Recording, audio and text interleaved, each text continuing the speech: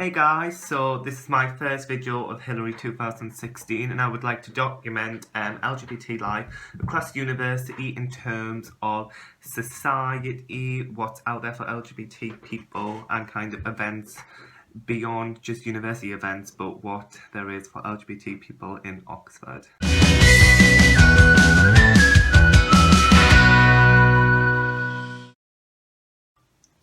Okay, so I think it's quite clear that the LGBTQ plus society in Oxford is one of the biggest student societies across the university. And personally, I think I'm really lucky to be a part of it. I've got a committee position this year as male welfare rep, and the committee's been really active this year in terms of events and inclusion.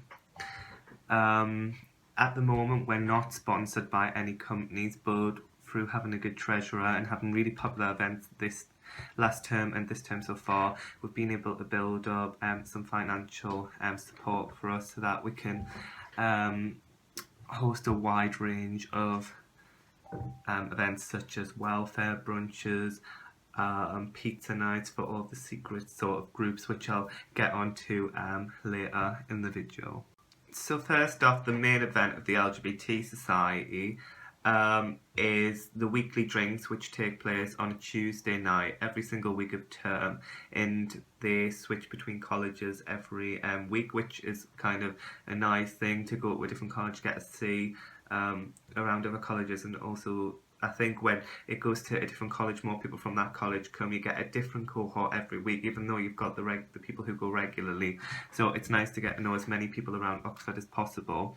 The LGBT Society is really inclusive, so all of the places where we hold our events are accessible for people with disabilities, and they're all safe spaces. And so we sell alcoholic and non-alcoholic drinks on the night, and they're really reasonably priced, and this is a way of building up some finance for the society so that we can host free events like brunches, pizza nights, all these social activities. And so this week, I cannot remember where the drinks are this week, but last week they were in Christchurch and the week before in Plush. Usually first and eighth week drinks are always held in Plush, which is Oxford's LGBT nightclub. So I'm not ashamed to say that already this term, it's only week 2 of term, and I've been 6 or 7 times to Plush already because I really enjoy LGBT life in Oxford because everyone goes, everyone's so friendly, and you can really build up a kind of a social circle through like LGBT societies and people who are LGBT in your college. So on a Tuesday night after drinks at 11, the society has now brought a new club night in with association with Plush. It's called Skittles, which is replacing something that was called Baby Love, and it's a lot more successful. Before 12 o'clock, selected drinks are 99p, reduced prices for student entry, and it's just a really nice night out on a Tuesday, the middle of week. It's nearly Wednesday. And yeah, it's just nice to have somewhere to go if you want to carry on from drinks later on. And then on Fridays and Saturdays as well, Plush is open as an LGBT night.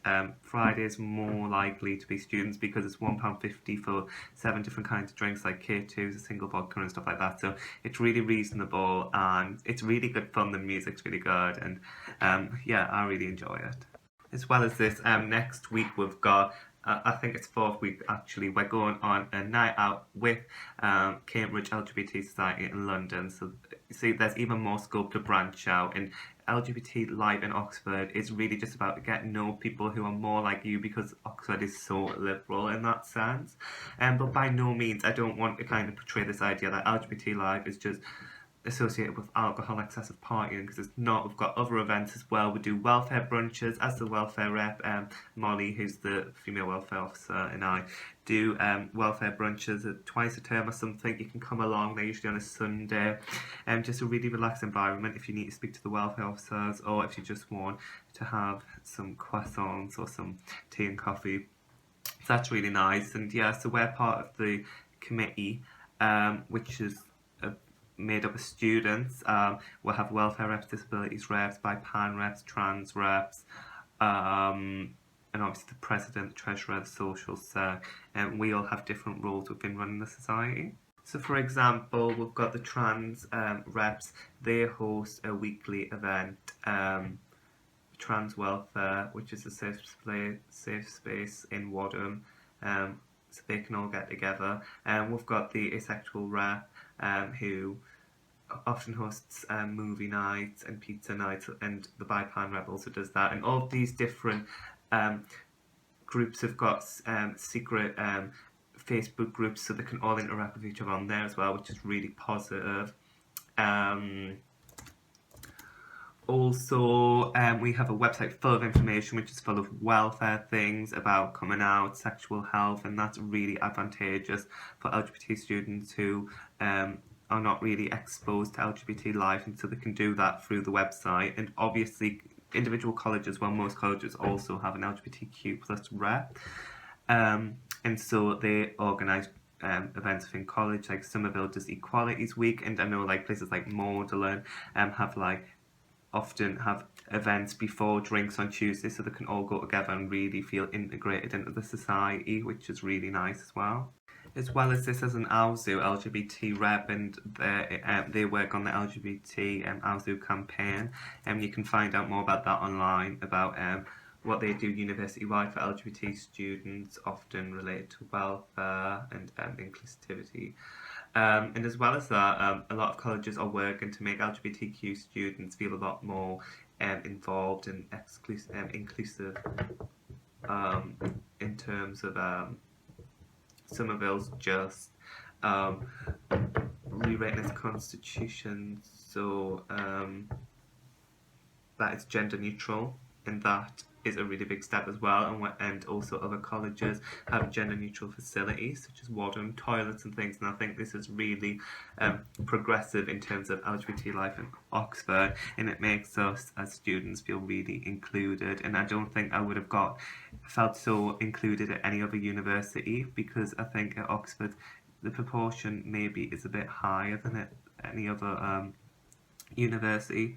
So yes, that's a tiny overview into the big field of LGBT life at Oxford. If you've got any more questions, feel free to put them below or to send them over Facebook or something like that, and I'm sure I can get back to you. Thanks for tuning in, and see you in 2 weeks. Bye!